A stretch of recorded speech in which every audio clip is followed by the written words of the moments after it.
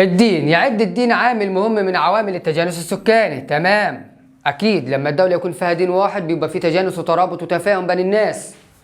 ولم يعد كما كان قديما من الأسباب التي تثار من أجلها المنازعات. الدين دلوقتي من أسباب التجانس وليس من أسباب النزاعات بين الدول، وذلك لانتشار الثقافة وتغليب المصالح السياسية والاقتصادية. دلوقتي انتشرت الثقافة، احترام الدين الآخر، زائد في مصالح سياسية واقتصادية بتربط بين الدول. لو في مشكلة دينية بيتغاضوا عنها، ودلوقتي بيجد في مصالح سياسية ومصالح اقتصادية بتربط الدول، خلت الدين مش عامل من خلاله تثار مشاكل أو نزاعات.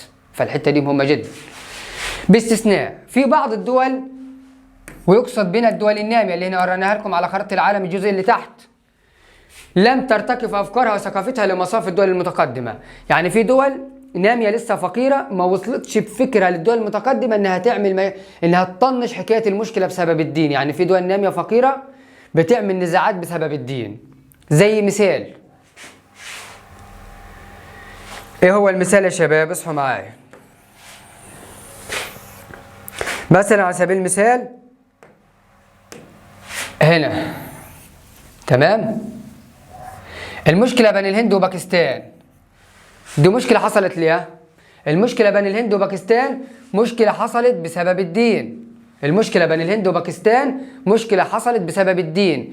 يبقى هنا المناطق دي حصل فيها نزاعات بسبب الدين. تمام؟ يبقى دي مناطق هي نامية، وهنا قلنا طبعا الهند وباكستان تحت ناميين، دول نامية. تمام؟